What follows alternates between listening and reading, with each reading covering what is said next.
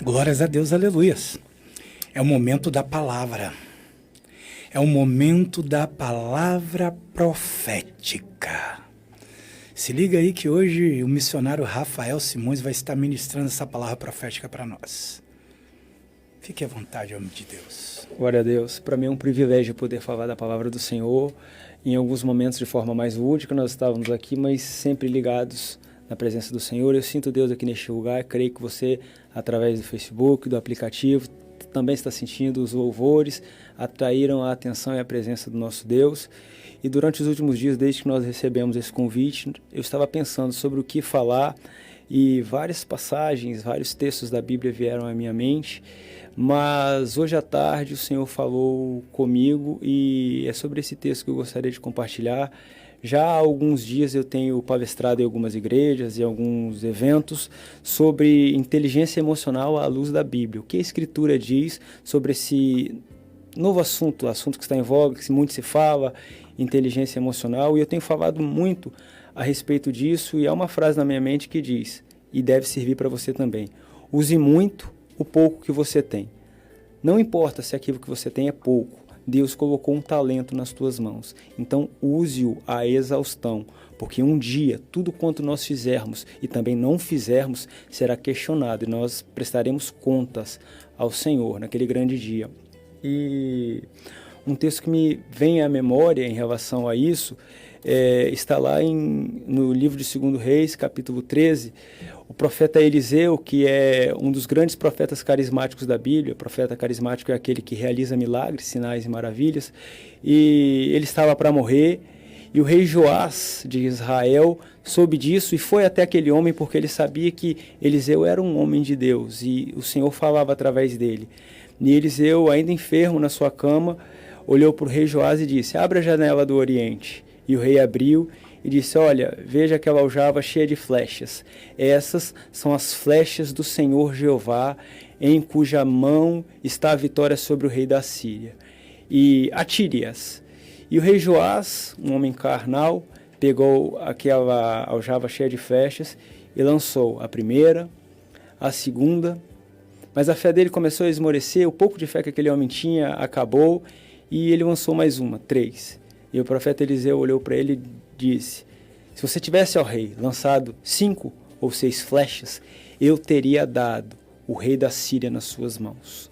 Mas como você não teve essa fé, apenas 3 vitórias contra o teu inimigo você terá. Eu não sei como você está aí hoje, mas eu sei que o Espírito Santo do Senhor tem falado comigo e tem me revestido de poder e autoridade. Então eu quero declarar na autoridade que há no nome de Jesus: a minha aljava está cheia de flechas e eu vou começar a atirar. Se você quiser receber, você receba, porque Deus tem renovo, Deus tem restauração de casamento, Deus tem restauração de vidas, prosperidade. Dos celeiros de Deus a toda a bênção, porque o texto de Tiago, capítulo 1, diz que toda boa dádiva e todo dom perfeito procede do alto, do Pai das luzes, onde não há dúvida nem sombra de variação. E Deus está falando comigo e creio que devo falar com você também.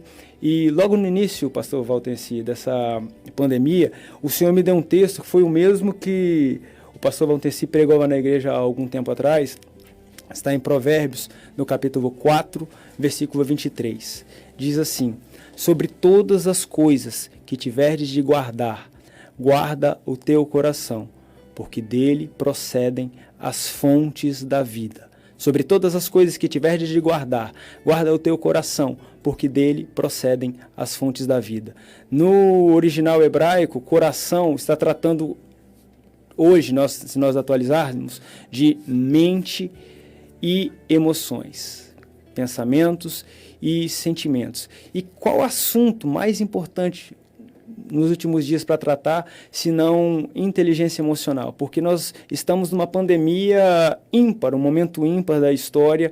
O nível de ansiedade aumentou em mais de 70%, depressão, estresse, suicídios, e nós que somos os portadores da luz, porque a luz habita em nós, e nós devemos ir a todos os lugares onde tivermos oportunidade e espalhar essa luz. Nós, sim, somos quem devemos trazer esperança, porque nós refletimos como astros no universo, é o que o texto do apóstolo Paulo diz.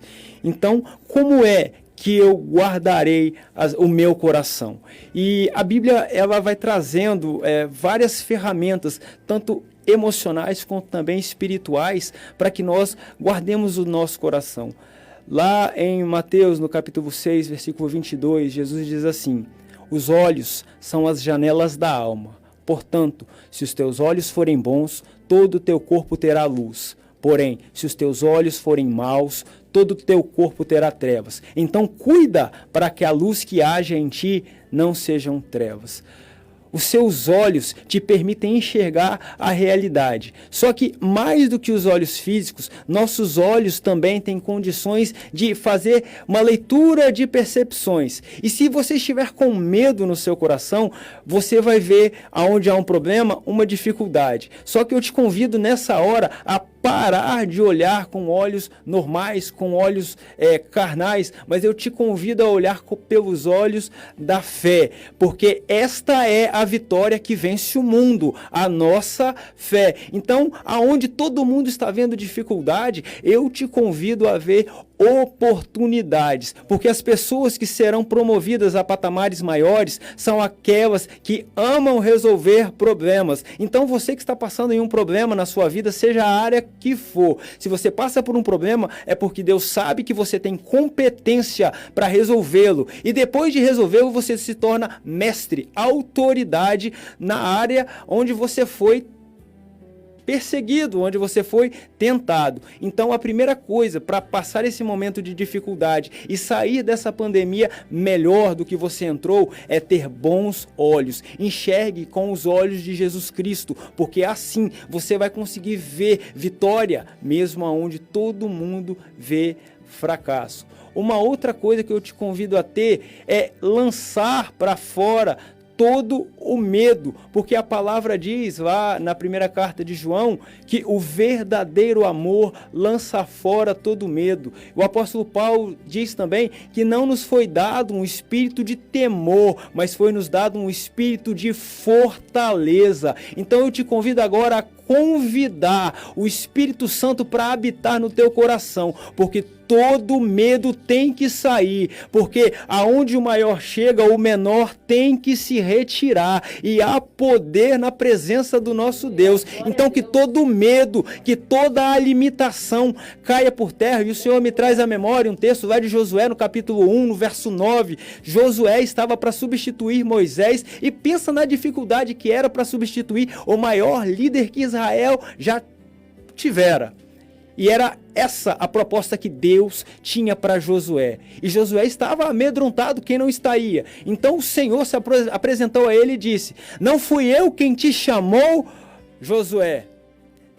Tende bom ânimo. Não pare, não te espante, porque eu sou contigo por onde quer que fores. Talvez você está passando por alguns problemas, às vezes até em relação a pecado, e acha: como Deus vai me ajudar se eu estou hoje na lama do pecado, ou se eu estou em tantos laços? Eu quero te declarar que você não é surpresa alguma para o nosso Deus. Quando Ele te chamou, Ele sabia quem você era, mas Ele não viu você na situação em que você está agora. Ele olhou lá na frente e viu quem você pode se tornar. E se Deus acredita em você, se Deus confia em você, por que ter medo? Uma outra forma e um outro conselho, uma instrução que eu posso te dar é: não se acovarde quando começarem a te pressionar. Não se abale por pressão. Uma das características fundamentais da inteligência emocional é gerir situações e gerir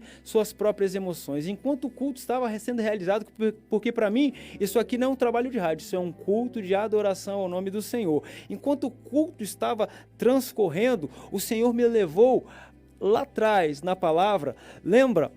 Os filisteus já há 40 dias estavam de um lado do vale ofendendo a Israel, o rei, e o nome do Senhor.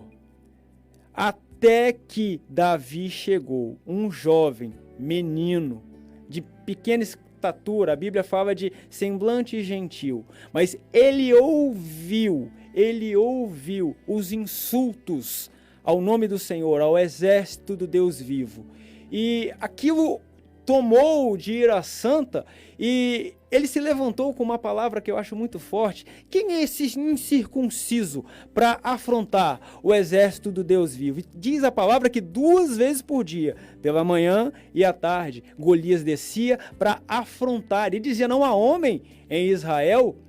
Não havia homem em Israel até aquele momento, porque quando alguém se coloca na posição de Deus, se transforma em ferramenta útil, e aquele que antes era pastor é revestido de autoridade, se torna guerreiro. E Davi, ao descer aquele lugar, ele contava com a falta de confiança do seu próprio povo, dos seus irmãos, do rei. Ninguém acreditava nele. E na frente, o exército filisteu gritava, zombava, e o próprio Golias zombava dele. Acha que eu sou um cão para vir a mim com pedras? Não havia outro em Israel, mas Davi não tomou para si a afronta. O que é que Satanás tem feito para tentar te neutralizar? Tem levantado pessoas até próximos do teu convívio para levantar falsos e calúnias contra você? Ei, isso só tem efeito se você ouvir e permitir que desça ao teu coração. Mas Deus me trouxe aqui essa noite para dizer, blinde as suas emoções e você vai ter o mesmo resultado que Davi teve. Ele não olhou para a direita, para a esquerda, nem para o exército atrás dele que não confiava nele, ou no exército da frente que o humilhava, que gritava. Ele confiou no Deus Todo-Poderoso e fez uma declaração profética, que é a mesma que você e eu devemos fazer. Ainda hoje o Senhor me dará o meu inimigo nas minhas mãos, e saber-se-á que há Deus em Israel. Deus está permitindo você passar por problemas e dificuldades para que através de você e da vitória que Ele quer ministrar sobre você, o nome dele seja glorificado. Então não pare, prossiga, não permita que o barulho de armaduras inimigas te neutralizem. E uma outra coisa interessante para que nós percebamos é que lá na carta aos Tessalonicenses, no capítulo 1, o apóstolo Paulo fala sobre inteligência espiritual. E eu comecei a analisar o que seria inteligência espiritual. É o discernimento que você e eu precisamos ter nesses dias tão difíceis, porque o tempo trabalhoso é esse pelo qual nós passamos.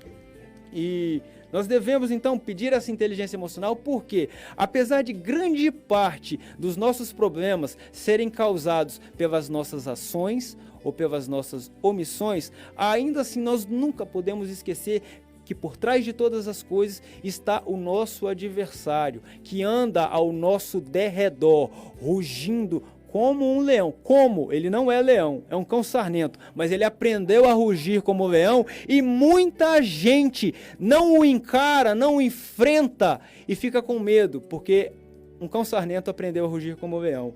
E Satanás vai esperar aquela oportunidade em que você está enfraquecido. Sabe como? A gente descobre isso quando Jesus foi tentado no deserto. Durante 40 dias e 40 noites, Jesus buscava a presença do Pai e estava em jejum e oração. E o texto diz que quando completaram-se 40 dias, Jesus teve fome. Fome, algo comum, algo normal, ainda mais para alguém que estava passando por um processo de disciplina espiritual tão intenso como aquele que Jesus estava passando. E diz que Satanás, aproveitando-se da debilidade momentânea de Jesus, naquele período específico, se aproximou dele, tentando dominar as emoções de Jesus. Porque aquilo que Satanás dizia para Jesus fazer era algo até lícito, porque poder Jesus tinha, a pedra estava ali, era lícito que Jesus comesse. Só que Satanás, assim como queria fazer com Jesus, quer fazer conosco. Ele nos vê em momentos de fraqueza, em momentos que nós estamos sendo perseguidos, em momentos que as nossas emoções estão perturbadas. E aí ele levanta algo, assopra no nosso coração, lança um dardo inflamado a fim de que nós caiamos em seu ardil e por causa de não sabermos gerenciar as nossas emoções, nós nos entreguemos. Eu não conheço nenhum casal que estava no auge de seu casamento, de amor, de carinho, de afeto, de respeito e admiração, e um dos dois tenha caído em adultério. Não. O processo se inicia quando o casal para de ter uma mente clara e vigiar. Esquece-se de que Satanás odeia a sua família e quer derrotá-la. Veja, se você está com as suas emoções enfraquecidas essa noite, se a sua fé está esmorecendo, se questionamentos têm surgido, se pessoas até perguntam onde está o seu Deus, que permite que você passe por esse momento, por essa dificuldade. Veja, eu não posso te dizer o motivo pelo qual Deus está permitindo que você passe essa dor, essa frustração, esta queda.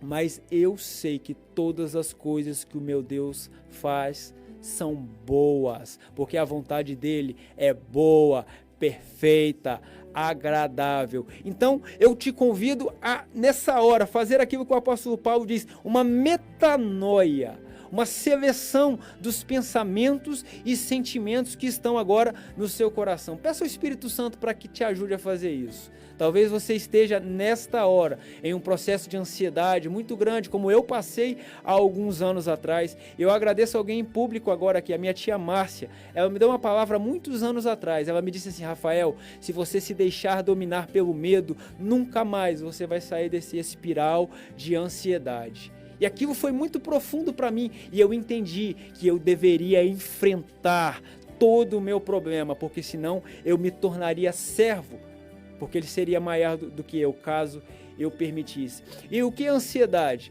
É medo do futuro. Como eu resolvo o medo do futuro? A palavra já me orienta.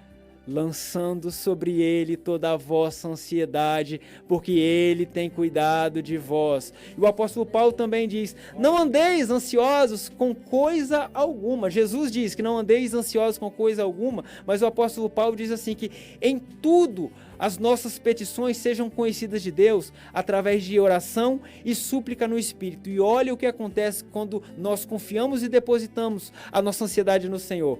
E a paz de Deus, que excede todo entendimento, guardará o teu coração e os teus sentimentos em Cristo Jesus. Aí você me pergunta: Rafael, como eu faço? Eu quero saber agora. Eu estou passando por um processo de depressão, porque depressão é medo do passado, ou um processo de estresse, estresse é medo do presente, e ansiedade é medo do futuro. Pode ser qualquer um dos três. Como eu consigo me blindar? Como eu blindo a minha mente, os meus pensamentos e os meus sentimentos para vencer esse problema e essa dificuldade? O próprio apóstolo Paulo declara lá em Filipenses capítulo 4, a partir do versículo 8, no demais, irmãos, tudo que é bom, tudo que é justo, tudo que é honesto, tudo que é amável, se há alguma boa fama, se há alguma virtude e algum louvor, que seja isso que ocupem os vossos pensamentos. Eu te convido nessa hora a fazer uma faxina. Se houver pensamento de medo, troque-o e coloque agora em pensamentos de força e de poder. E o Senhor vai transformar a sua vida e vai mudar o seu cativeiro. Deus te abençoe, Deus te fortaleça e se prepare, porque vem tempo de vitória para a sua vida.